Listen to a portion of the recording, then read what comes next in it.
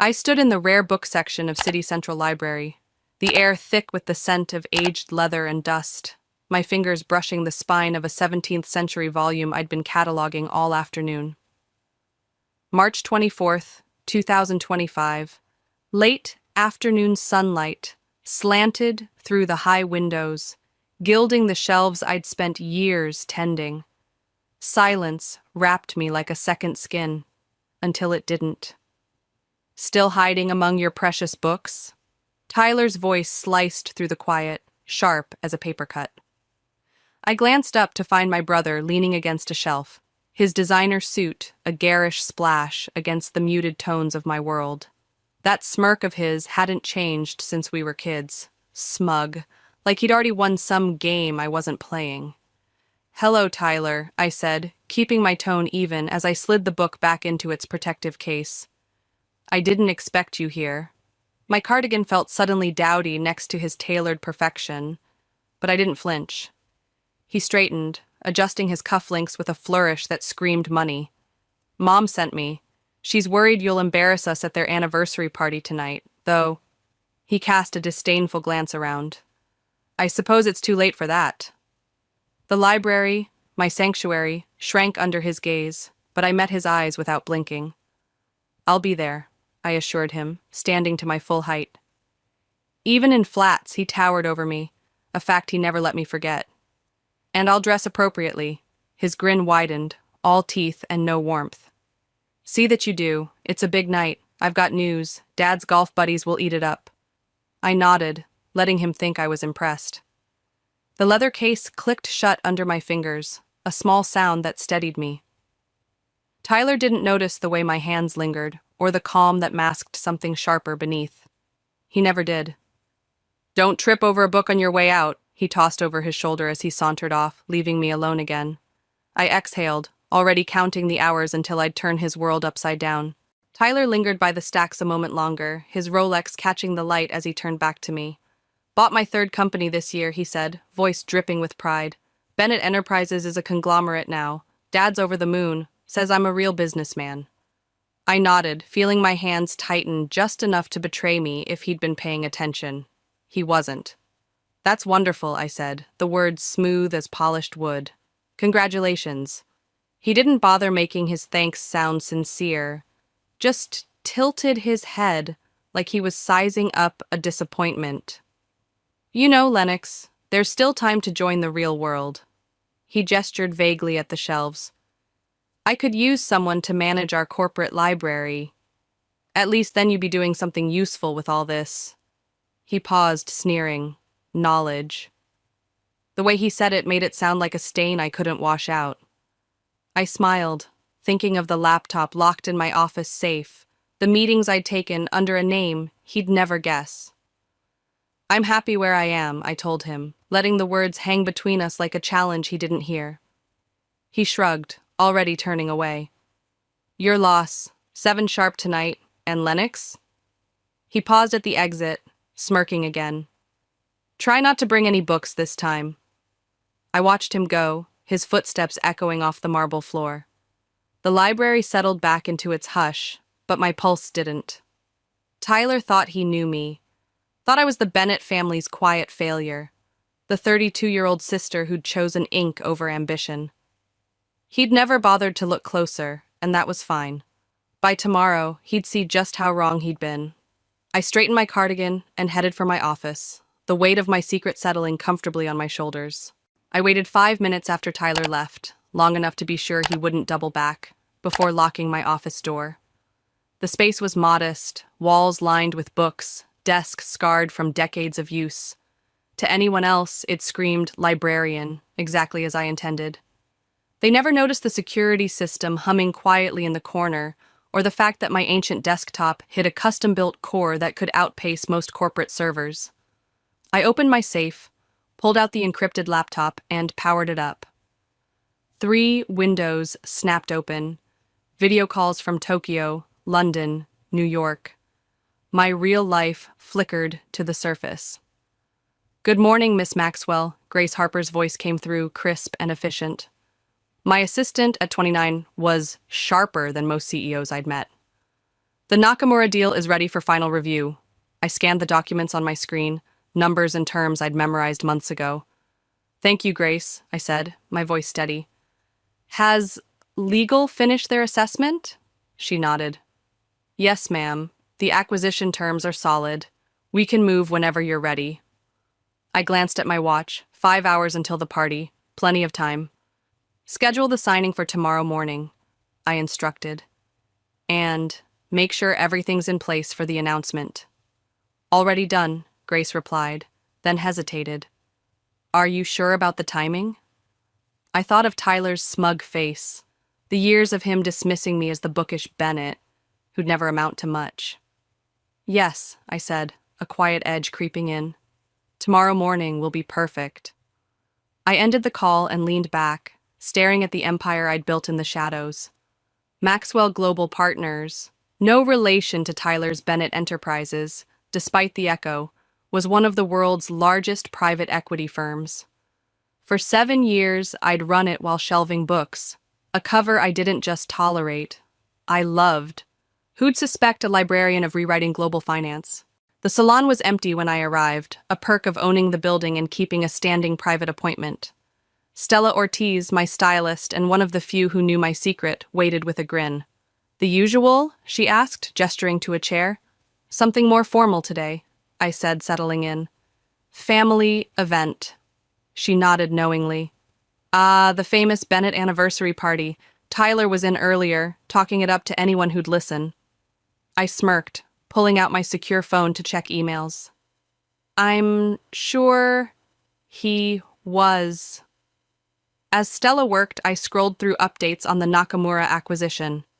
By tomorrow, Maxwell Global Partners would own one of Asia's biggest tech manufacturers, the same one Tyler had been chasing for months. Your brother mentioned he's buying some big company, Stella said, catching my eye in the mirror. Couldn't stop bragging. I kept my expression neutral. He's trying to buy it. There's a difference. She raised an eyebrow but didn't push. You didn't... I smiled, just enough to keep her guessing. Let's just say tomorrow's papers will be interesting. I tucked the phone away as Stella finished, my hair now sleek and elegant, fit for the part I'd play tonight. The dress waited at home, a deep green number I'd had tailored to perfection. Not flashy, but expensive in the way old money noticed. I'd look like the Lennox they expected, the bookish sister making an effort. They'd never see the billionaire beneath, not until I wanted them to. I pulled up to the Bennett family estate in my Audi, the engine's hum a soft contrast to the roar of Bentleys and Cadillacs lining the circular drive. March 24th, 2025, evening shadows stretched across the lawn, the mansion ablaze with the lights, like a jewel box, pried open for display. I'd chosen the car carefully, nice enough to dodge Mom's sighs, modest enough to keep questions off my librarian's salary. Henry Dawson, our butler since I was in pigtails, met me at the door, his nod as crisp as his suit. Miss Maxwell, he said, voice warm but formal, your parents are in the main hall.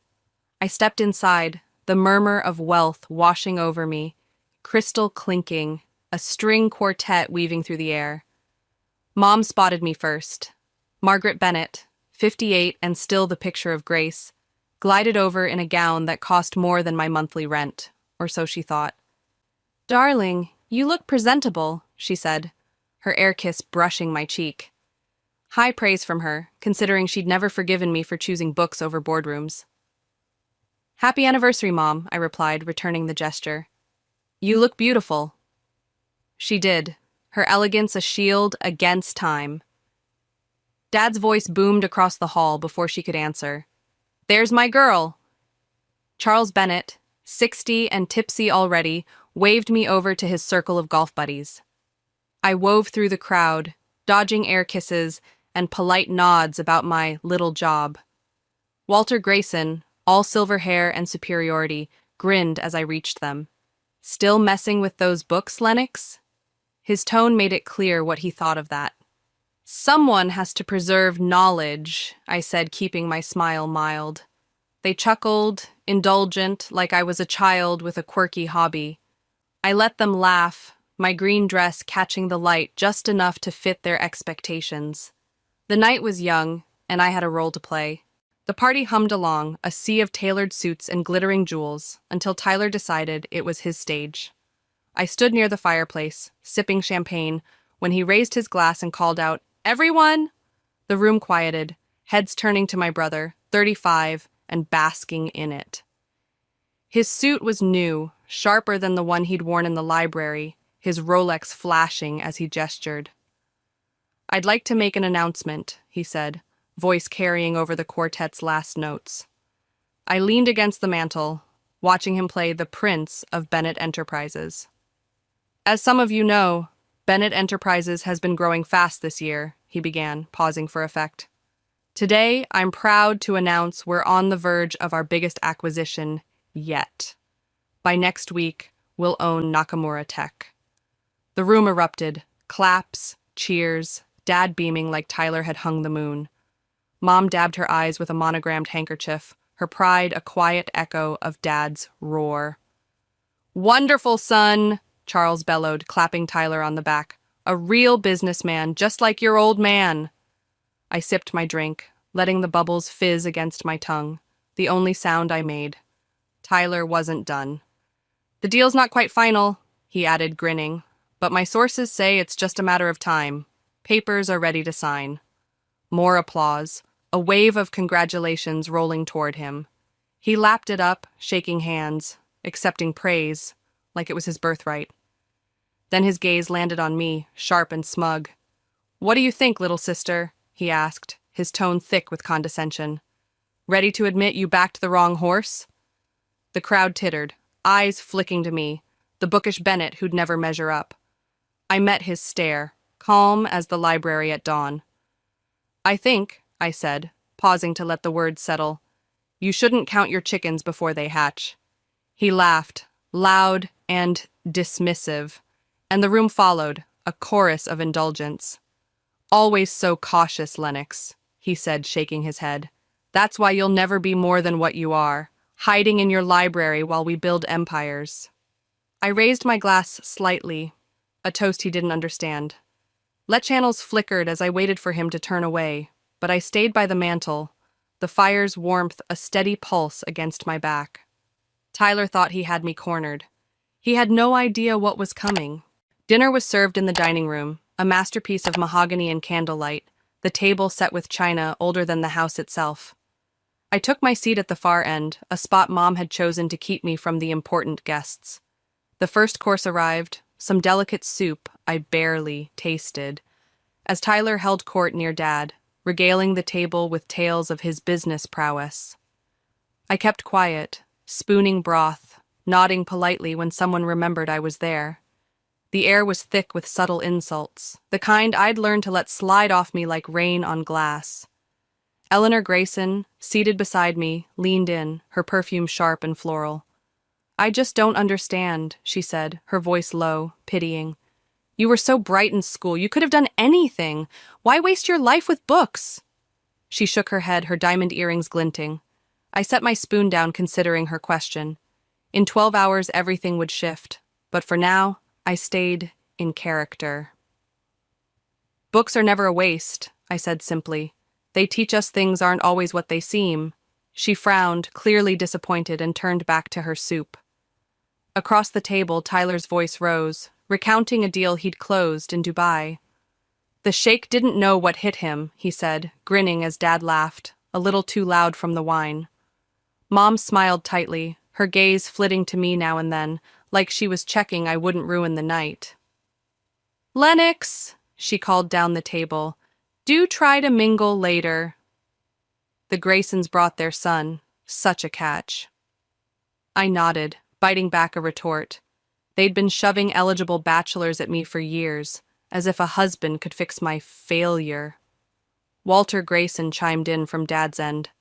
"Still at that library, eh? What's the pay like these days?"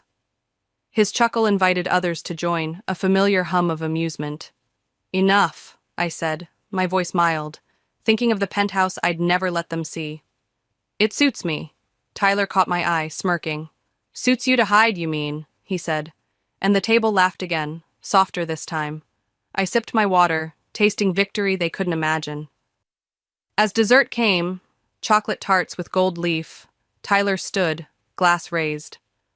A toast, he announced, to Mom and Dad, who taught me what success looks like. And to my sister, who, well, proves not everyone's cut out for the family business. The room chuckled politely. I lifted my glass, meeting his gaze, thinking of the press release set for morning. 12 hours, I told myself. 12 hours, and they'd choke on that laughter. The party thinned out by the dessert table, the quartet packing up as guests drifted toward the bar or the exit. I stood there picking at a truffle when Tyler sauntered over, his tie loosened, champagne flute dangling from his fingers. Enjoying the party? He asked, his voice slick with smugness. I popped the truffle in my mouth, letting the chocolate melt before I answered. It's lovely, I said, keeping my tone light. Mom and Dad must be so proud. His chest puffed out, the Rolex glinting as he straightened his tie. They are, he said, leaning closer. Would have been nice if both their kids amounted to something, though. His eyes flicked over me, taking in the green dress. Elegant, sure, but not his kind of flash. I selected another truffle, rolling it between my fingers, unbothered. You know, Tyler, I said, examining the candy like it held secrets. Success isn't always about making the most noise. He snorted, loud enough to turn a few heads. No? Tell that to my bank account. How much does a librarian make these days anyway? I glanced at my Louboutins, a quiet indulgence he'd never clock. Enough to buy these shoes, I said, meeting his gaze. He blinked, then laughed, dismissing it. Right, you're good with money, should have guessed. He downed his champagne in one gulp, the glass clinking as he set it on the table. Well, this has been fun, but I should mingle. Big day tomorrow. The Nakamura deal won't close itself. He grinned, like he'd already signed the papers, and turned to go. I pulled my phone from my clutch, the screen lighting up as I typed a quick text to Grace. Everything ready for morning? Her reply buzzed back instantly. All set. Press release at 9 a.m. sharp. Want the final numbers? I tapped back. No need. I'll see them in the papers. Slipping the phone away, I watched Tyler work the room, shaking hands, laughing too loud. He thought tomorrow was his triumph, his name in bold print. I finished the truffle, savoring the bittersweet edge.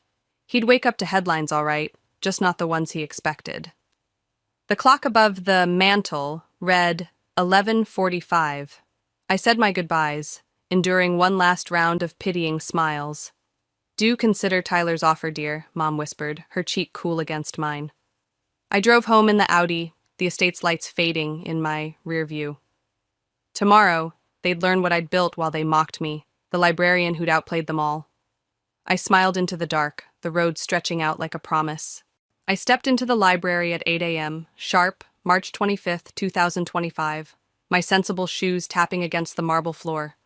The regulars nodded their hellos, same as always, oblivious to the storm I'd unleashed. I'd kept my routine for 7 years, and today was no different, on the surface. Grace waited in my office, her tablet glowing as I locked the door behind me. Everything's ready, she said quietly, her voice steady as ever. Lawyers are in Tokyo. Press release goes out in 45 minutes. I set my bag down, powered up the encrypted laptop, and nodded. Any word from Tyler's team? She smirked. They're still expecting to close Nakamura this morning. His lawyers are setting up now. I smiled, imagining his face when the rug slipped out from under him. At 8:55, my private line rang. Miss Maxwell, Mr. Nakamura's translator said, everyone's in position. Excellent, I replied. Let's proceed. Signatures flashed across my screen, a blur of confirmations sealing Maxwell Global Partners' ownership of Nakamura Tech. Patents, subsidiaries, and all. By 9 o'clock, it was done. Grace tapped her tablet. Press release out now. I pulled up news sites, watching the story break. Mystery buyer acquires Nakamura Tech. Maxwell Global Partners founder revealed. My phone buzzed. Tyler, predictably first. "What the hell is this?" he roared, no preamble. "Some sick joke?" I leaned back, calm as the shelves around me. "Good morning to you too, brother. I take it you've seen the news?" "This is impossible," he sputtered. "Maxwell Global Partners, you're not the founder." "Actually, I am," I said, letting the words sink in. "Have been for 7 years. I understand your confusion, though. After all, I'm just a librarian, right?" Silence stretched, broken by papers rustling, his breath jagged. "But I had a deal. The paperwork was ready." "Was it?" I asked, voice soft, innocent. "You might want to check the fine print. Nakamura's been mine for months." His voice cracked. "Who's we?" "My team, my company, my empire," I said, pausing between each. "The one I built while you mocked me." The line went dead. I glanced at Grace, who hid a grin. "How long until my parents call?" She checked her watch. 3, 2. Right on cue, Mom's number flashed on my screen, her voice shrill enough to rattle the glass. "Lennox Marie Maxwell, what have you done?" I held the phone an inch from my ear, her panic crackling through. "Good morning, Mom," I said, unruffled. "I'm a bit busy. Can we discuss this over dinner?" "Dinner!" she shrieked. "Do you have any idea what's happening? Your father's phone won't stop ringing. The Graysons, the club, everyone wants to know how our librarian daughter built a multi-billion-dollar company." I heard Dad in the background shouting, "Tell her to get over here now." I smiled, tracing a scratch on my desk. "I've got meetings all day," I said, which was true. Nakamura was just the start. "But I'd love to host you at my place tonight. Say, 7 o'clock? "Your place?" Mom's suspicion dripped through the line. "You mean that cramped apartment by the library?" "No," I corrected. "My penthouse on Highland Avenue. I'll text you the address." A long pause followed. "Highland Avenue?" she said, slower now. "That's the most expensive building in the city." "Is it?" I replied, feigning surprise. I hadn't noticed. "See you at 7 o'clock," I hung up, exhaling as 7 years of secrets spilled into the open. Grace raised an eyebrow. "Ready for phase 2? I nodded. "Send the second press release."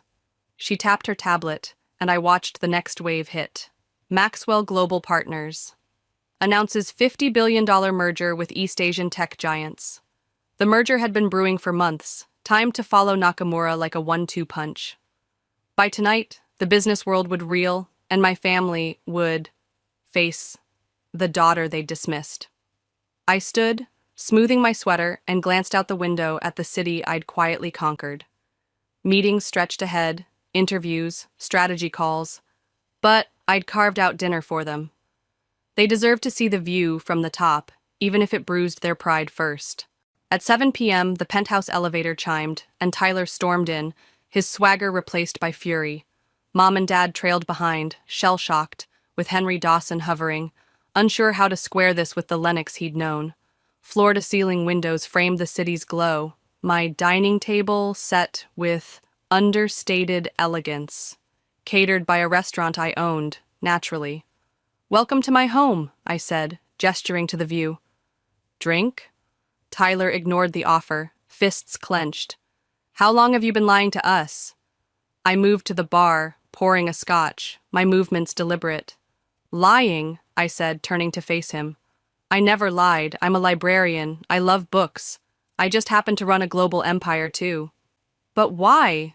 Mom sank onto my leather sofa, her voice trembling. "Why the deception? Why let us think you'd failed?" I sipped my drink, letting her question hang. "Maybe because you never looked past your assumptions," I said finally.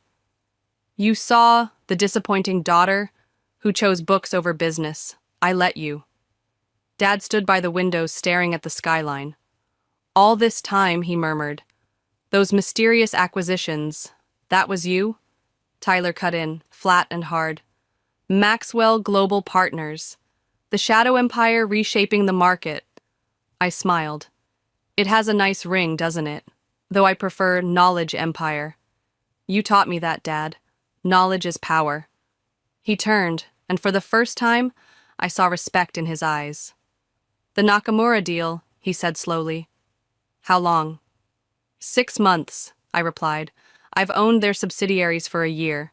Tyler never wondered why they kept delaying him. My brother's face flushed, then paled. You outplayed me, he said, voice tight. Not playing, I corrected. Competing. Isn't that what you wanted? Dinner arrived, and we sat, tension thick as the sterling silver knives sliced through the silence. What now? Tyler asked, pushing food around his plate. Buy out Bennett Enterprises? I nodded to Grace, who slid him a folder. A partnership, I said. Your company has bones, mine has vision. Together we could build something bigger. You'd work with me, he said, incredulous. If you drop the ego and see value where you missed it, I replied. Dad set down his fork.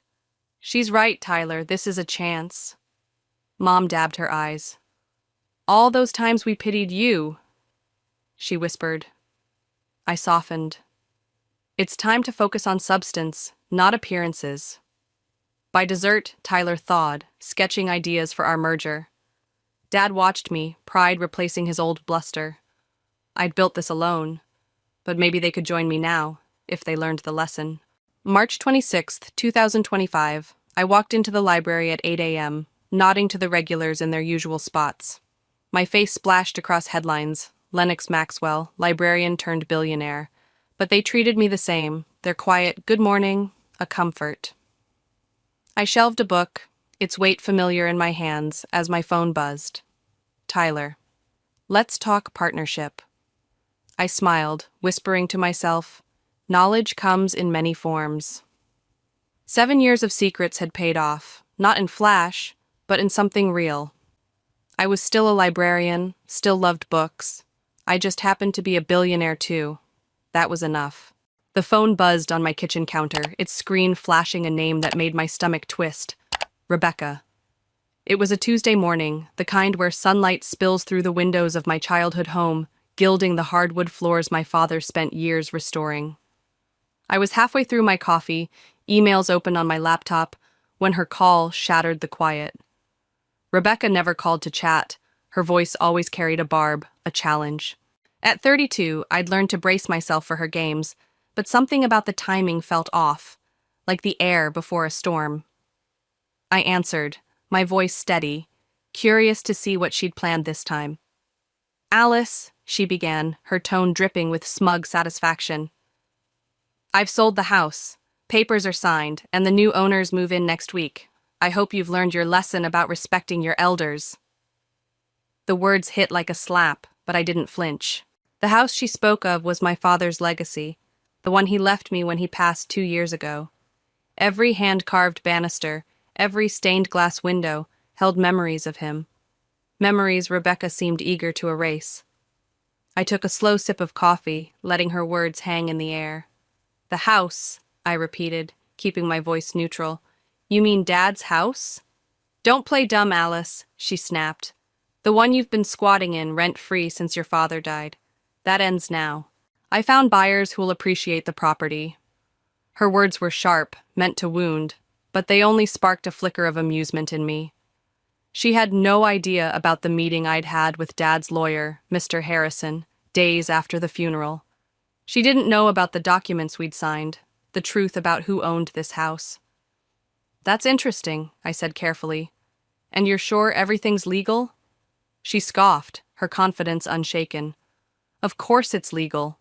I'm his widow, and the house was in his name. You may have been his precious daughter, but I have rights. Her voice turned venomous.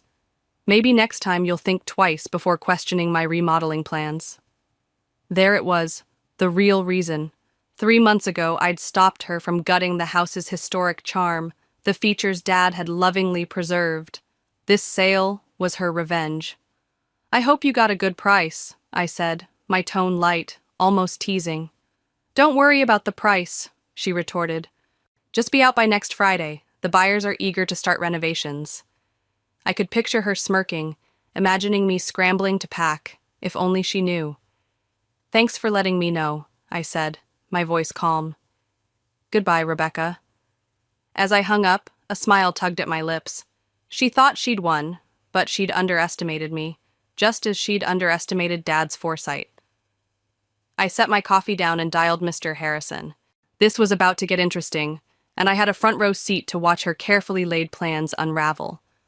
The house felt alive with memories as I hung up with Rebecca, her smug voice still echoing in my mind.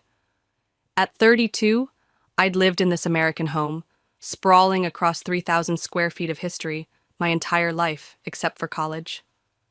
Its walls, painted in the soft blues Dad chose, held stories of our laughter, our late-night talks. The garden, where his roses bloomed in defiant bursts of red, was his sanctuary. He'd passed 2 years ago, leaving me not just the house, but a legacy I was determined to protect. Rebecca's call had stirred something fierce in me, a resolve to honor him by keeping this place untouched by her greed.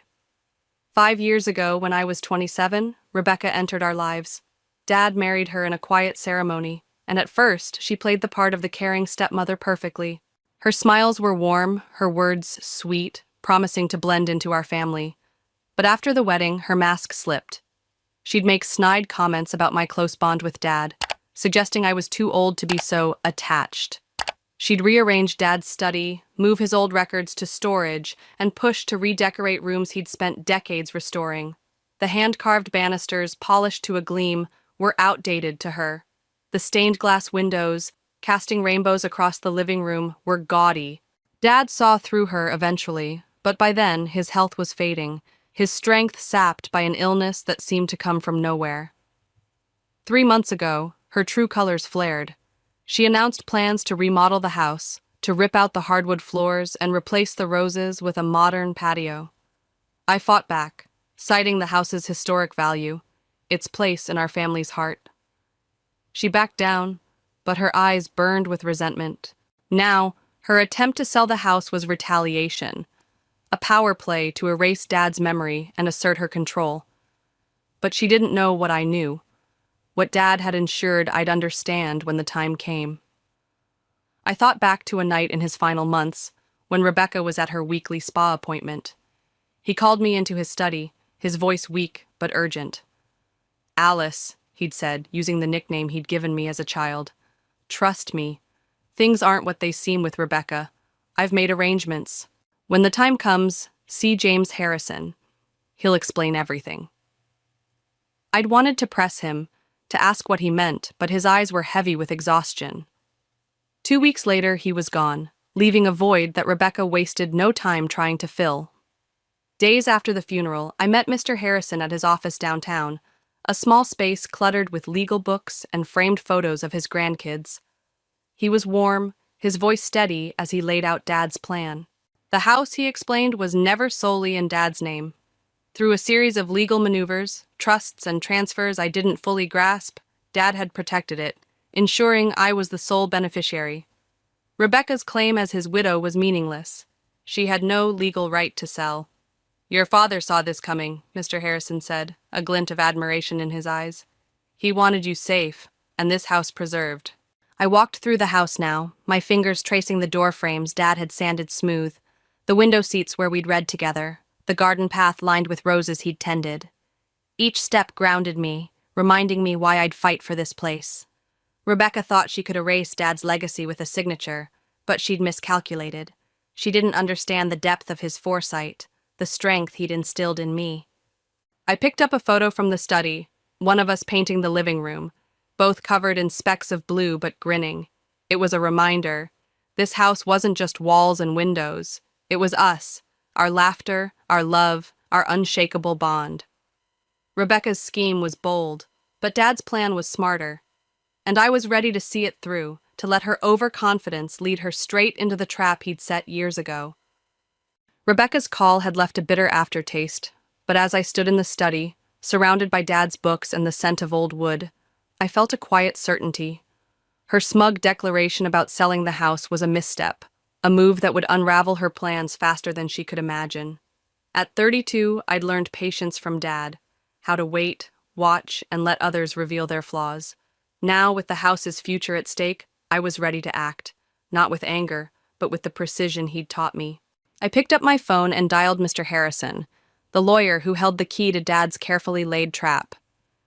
"Alice," he answered, his voice warm with anticipation. "I was expecting you." I smiled, picturing his cluttered office, the legal book stacked high. "She did it," I said, my tone steady. "Rebecca's trying to sell the house." His chuckle was soft, almost conspiratorial. "Did she now? Well, this should be interesting. Shall we set things in motion?" I nodded, though he couldn't see. "Yes, but make sure the buyers know the truth. I don't want them caught in her mess." Mr. Harrison agreed, promising to contact their lawyer immediately. As we hung up, I felt the first stirrings of victory, like a breeze before dawn. I walked through the house, my fingers brushing the cool glass of the stained windows, their colors dancing across the floor. The living room, with its 12-foot ceilings, felt like a sanctuary, each corner whispering memories of Dad, his laughter as we hung curtains, his pride when he finished the fireplace. Rebecca's threat to let buyers renovate this place stung, but it also fueled me. She didn't know the house was mine, secured in a trust she couldn't touch. That knowledge was my shield, and I wielded it with care, waiting for the right moment to strike. My phone buzzed with a text from Rebecca. "Keys on my desk by Thursday, Alice. Don't make this difficult." Her words were sharp, demanding, but I saw them for what they were, desperation masked as control. I typed back, "Don't worry, Rebecca. Everything will work out." The vagueness was deliberate, a hint that I held cards she couldn't see. I set the phone down and opened a drawer in Dad's desk, pulling out a photo of us in the garden, kneeling among the roses. His smile, broad and unguarded, reminded me why I was fighting, not just for the house, but for him, for us. Later, Mr. Harrison called again. "The buyer's lawyer has been notified," he said, his voice tinged with amusement. "They're drafting a letter to Rebecca as we speak. She'll know by this afternoon." I leaned against the kitchen counter, the same one where Dad and I used to make pancakes. "How long until she reacts?" I asked. "Not long," he replied. "She's in for a shock." I thanked him, my mind already picturing her face when the truth hit.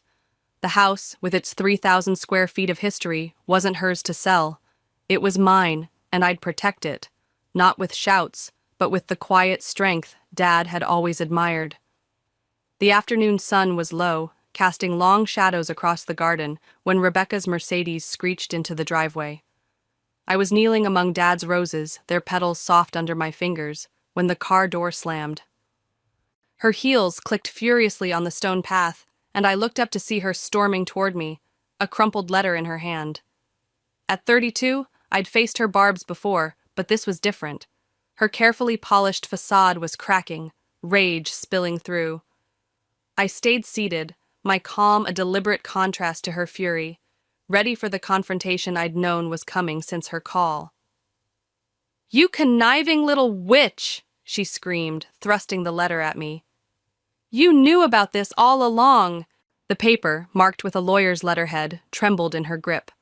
I rose slowly, brushing dirt from my jeans, and met her gaze. "Knew about what, Rebecca?" I asked, my voice gentle but firm. Her eyes blazed. "The trust, the property transfer. You and that lawyer plotted this behind my back." I tilted my head, letting her words hang. "No," I corrected. "Dad and Mr. Harrison arranged it. I just followed his wishes." Her face contorted, disbelief warring with anger.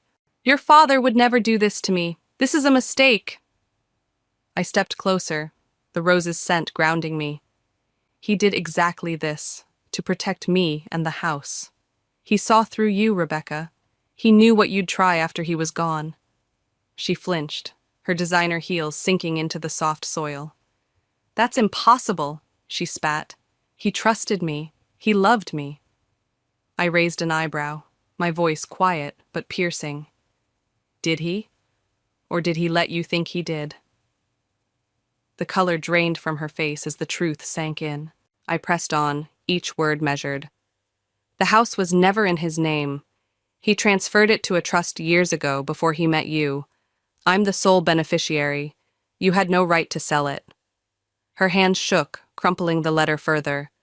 "You're lying," she whispered, but doubt flickered in her eyes. "Check the property records," I suggested, my tone almost kind. "They're public. Dad made sure everything was transparent when the time came." Rebecca's breath hitched, her composure unraveling. "The buyers are threatening legal action," she said, her voice breaking. "Do you know how humiliating this is?" I nodded, unfazed. "Almost as humiliating as trying to throw me out of my own house, or pretending to care about Dad just to get his money." She recoiled, as if I'd struck her. "You don't understand my relationship with him," she snapped. I stepped closer, my voice low. "I understand more than you think. Dad told me everything, about the prenup you wouldn't sign, the withdrawals from his accounts, the men you met while he was in the hospital." Her eyes widened, shock replacing anger. "He knew?" she whispered. I nodded. "He knew everything. He waited, watched, and planned. Like father, like daughter." For the first time, Rebecca was speechless, her shoulders slumping. I pulled out my phone, holding it up. "I've recorded this conversation. Want me to add it to the file, mister? Harrison's building? About your fraud?" Her gaze darted to the phone, panic flashing. "You wouldn't," she hissed. I smiled, channeling Dad's quiet strength. "Try me." She took a step back, her heels catching in the grass. "This isn't over," she threatened, but her voice lacked conviction. "It is," I said, my tone final. "Leave the house. Leave me alone. Leave Dad's memory alone. Try anything else and everything comes out. The affairs, the money, all of it." Her eyes searched mine, calculating, but she found no bluff. "Fine," she spat, turning toward her car. "Keep your little victory." As she stormed off, the lawyer's letter slipped from her hand, fluttering to the ground. I picked it up, smoothing the creased paper. The legal jargon was dense, but its message was clear. Rebecca's sale was fraudulent, her claim non-existent. She'd lost, and she knew it. The roses swayed in the breeze, their beauty a silent testament to Dad's enduring presence. I slipped the letter into my pocket, my heart steady. Rebecca thought she'd teach me a lesson, but she'd learned one instead, about underestimating the strength hidden in patience. Rebecca's taillights had barely faded down the driveway when a stillness settled over the house, as if it sighed in relief. The garden, with its 20-foot rows of Dad's roses, glowed under the dusk, their petals catching the last light. At 32, I'd faced her wrath and won, but the victory felt hollow without understanding the full scope of Dad's plan. I returned to the house, the oak floors creaking softly underfoot, and headed to his study. The room, with its shelves of worn novels and the fireplace he'd rebuilt, felt like a shrine to his memory. I needed answers, a final piece to make sense of his silent strategy. I began sorting through his desk, the drawers heavy with papers and mementos. My fingers brushed an envelope tucked beneath a stack of old letters, my name, Alice, written in Dad's familiar scrawl. The date, just days before his death, sent a shiver down me. I opened it, my breath catching as his words unfolded. "My dearest Alice, if you're reading this, Rebecca's made her move, and you've learned of the trust. I'm sorry I couldn't tell you everything. She watched too closely, and I needed her to believe she'd won." His confession was raw, each sentence a revelation. He'd suspected her for years, noticing her subtle cruelties, her greed masked as love. The letter grew darker. "A year into our marriage, I fell ill. Dizzy spells, weakness. It wasn't natural. James investigated, and we found traces of something in my tea, slow but deliberate. I played along, let her think I was fading while I secured the house for you.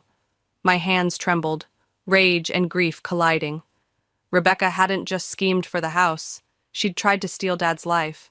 He'd outsmarted her, transferring the house to a trust, but the cost was his silence, his pretense of trust in her.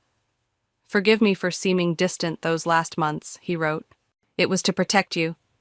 He ended with a cryptic note. "Check the fireplace behind the loose brick. There's something for you." I crossed to the fireplace, its stone warm from the day's heat. The loose brick, third from the left, came free easily, revealing a small USB drive and a scrap of paper. "Show this to the police when you're ready." My pulse raced as I plugged the drive into my laptop. Videos loaded, grainy footage from hidden cameras Dad had installed. Rebecca in the kitchen was slipping powder into his tea. Rebecca, on the phone, plotting with a man I didn't recognize, discussing the house's value after he's gone. Each clip was a dagger, proof of her betrayal. I called Mr. Harrison, my voice shaking. "James, I found Dad's letter, and a USB drive, with videos." He was quiet, then said, "Are you ready to take the next step?" I stared at the screen, Rebecca's face frozen in guilt. Exposing her would mean justice, but also chaos. Trials, publicity, Dad's pain laid bare. "Not yet," I decided. "Let's keep it as insurance." James chuckled softly. "Your father said you'd choose restraint. You've got his mind for strategy." I hung up, the USB drive heavy in my hand. For now, it was enough to know I held her fate, a silent power Dad had gifted me. The days after Rebecca's defeat brought a quiet transformation to the house. Its 3,000 square feet felt lighter, as if Dad's spirit had reclaimed every room. I spent evenings restoring what she'd touched, repainting walls in his soft blues, rehanging curtains we'd chosen together. The garden, with its roses stretching across 20 feet of earth, bloomed brighter, their scent a reminder of his care. At 32, I was no longer just his daughter, but the guardian of his legacy, shaped by his lessons in patience and strength. Rebecca's shadow was gone, and I was ready to close this chapter. A week later, a thick envelope arrived from Rebecca's lawyer. Inside was a formal document, its pages crisp with legal weight, relinquishing any claim to the house or Dad's estate. A handwritten note was tucked beside it, her script sharp. "You win, Alice. I'm leaving the state. Keep what you know to yourself." I read it in the study, the fireplace's glow warming the room. She'd found the cameras, I realized, likely searching the house in panic after our confrontation. The USB drive's existence, even unshown, had forced her surrender. I set the note aside, feeling not triumph, but peace. Dad's plan had worked, not through confrontation, but through the threat of truth. I tended the garden daily, kneeling among the roses as Dad once did. Their roots, hidden deep in the soil, mirrored the strength he'd taught me. Quiet, enduring, blooming when the time was right.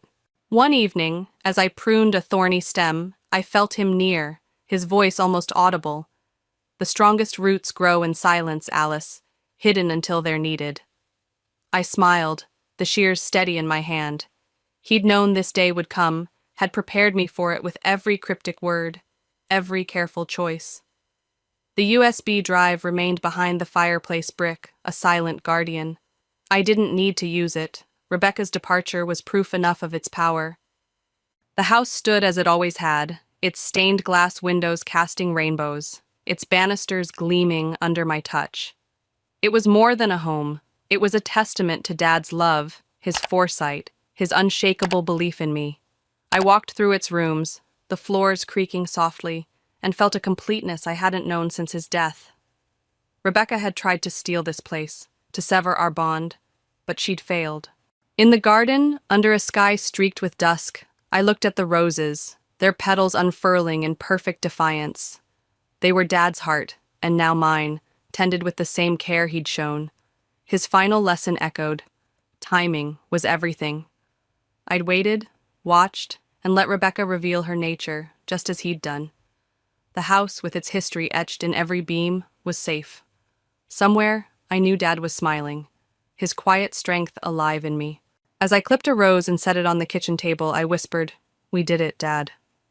The words hung in the air, a promise kept, a legacy preserved. As I stood in the garden, the rose's fragrance wrapping around me like a familiar embrace, I realized the deepest lesson Dad had left me through this ordeal with Rebecca. At 32, I'd thought strength meant fighting back, matching fire with fire, but he'd shown me something wiser. Patience, he'd taught, was a weapon sharper than anger, a way to let truth unfold without losing yourself. Rebecca's schemes, her attempt to sell my home, her betrayal of Dad, had crumbled not because I shouted or struck, but because I waited, trusted his plan, and let her overconfidence unravel her. Each moment I held back, Each cryptic reply I gave was a choice to honor his belief in timing. The house, with its 3,000 square feet of memories, stood because of that restraint, its walls a testament to the power of silent roots growing strong beneath the surface. Dad's letter, the USB drive, the trust, they were tools. But the real gift was his philosophy. Strength lies in knowing when to act and when to watch. I clipped a rose, its thorns pricking my thumb, and smiled. Life, like this garden, demanded care and patience, a willingness to let things bloom in their season. Rebecca had taught me about deception, but Dad taught me about trust, in myself, in him, in the quiet justice that comes from waiting. As I placed the rose on his old desk, I knew I'd carry this lesson always. True victory isn't in outshouting your enemies, but in outlasting them, letting their own choices reveal their defeat while you stand, steady, in the light of what you've preserved.